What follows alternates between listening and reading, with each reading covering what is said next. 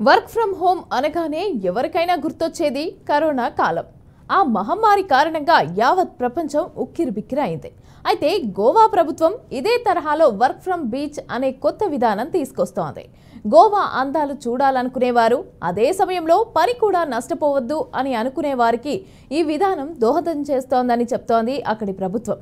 ఇంతకీ ఏమిటా work from beach విధానం ఇప్పుడు తెలుసుకుందాం.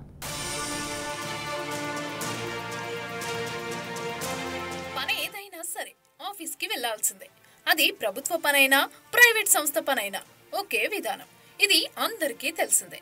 అయితే కరోనా సమయంలో ప్రపంచవ్యాప్తంగా ఎవరు బయటకు వెళ్లొద్దనే నిబంధనల్లో కొన్ని మార్పులైతే తీసుకొచ్చారు. ఇక ఉద్యోగులు ఇంటి నుంచే విధులు నిర్వర్తించేందుకు అనుమతించారు. దానికే వర్క్ ఫ్రం హోమ్ అని పేరు పెట్టారు. ప్రపంచవ్యాప్తంగా కూడా చాలా కంపెనీలు, ముఖ్యంగా ఐటీ కంపెనీలు ఈ విధానాన్నే ఏళ్ల తరబడిగా అమలు చేస్తున్నాయి. ఇక ఇప్పటి వరకు కూడా చాలా కంపెనీలు వారంలో పూర్తి రోజులు కూడా ఉద్యోగులకు ఇంటి నుంచే పనిచేసే వెసులుబాటును కల్పిస్తున్నాయి.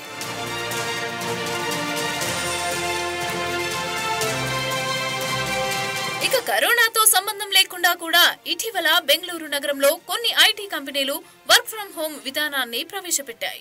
అయితే బెంగళూరులో అమలవుతున్న వర్క్ ఫ్రం హోమ్ విధానానికి కరోనా నిబంధనలు ఏమాత్రం కారణం కాదు. ఈ ఏడాది అక్కడ ఏర్పడిన కరువు కారణంగా విపరీతమైన తాగునీటి సమస్య వచ్చింది.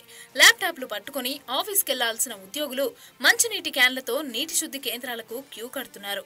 నీటి సమస్యను గుర్తించిన కొన్ని కంపెనీలు ఐటీ ఉద్యోగులకు ఉపశమనం కలిగించేందుకు గాను వర్క్ ఫ్రం హోమ్ విధానాన్ని ప్రకటించాయి.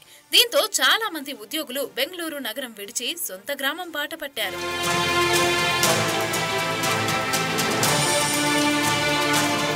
ఇక అందమైన సముద్ర తీరానికి పెట్టింది పేరైన గోవా పేరు చెప్పగానే చాలా మంది అక్కడికి వెళ్లాలనే అభిప్రాయం వ్యక్తం చేస్తారు. అందమైన సముద్ర తీరాలు, సాహసోపేతమైన జలక్రీడలకు గోవా ప్రసిద్ధి. ఇక దేశ విదేశాల నుంచి ఏటా పెద్ద ఎత్తున పర్యాటకులు ఇక్కడికి వచ్చి సేద తీరుతూ ఉంటారు. అయితే ఆఫీస్ పనుల కారణంగా కొంతమంది ఎటూ కదల్లేని పరిస్థితుల్లో ఉంటారు. అటువంటి వారిని రప్పించేందుకు గోవా ప్రభుత్వం ఓ ఆలోచన చేసింది. వారిని గోవా బీచ్లకు తీసుకురావాలని నిర్ణయించింది. వర్క్ ఫ్రం హోమ్ మాదిరిగా ఇక్కడి బీచ్ల నుంచే సందర్శకులు తమ ఆఫీస్ పని చేసేందుకు వీలుగా ఏర్పాట్లు కూడా చేస్తున్నట్లు గోవా సీఎం ప్రమోద్ సావంత్ తెలిపారు.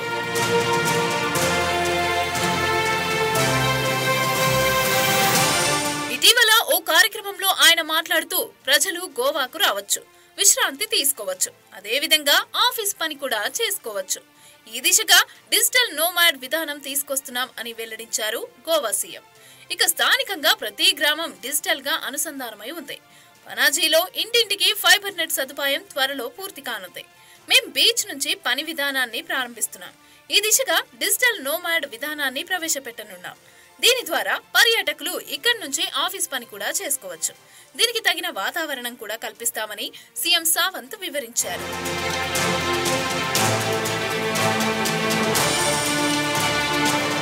స్థానికంగా ఆధ్యాత్మిక పర్యాటకాన్ని అభివృద్ధి చేసేందుకు మిరామెర్ బీచ్ సముద్ర హారతి ప్రారంభించింది ప్రభుత్వం.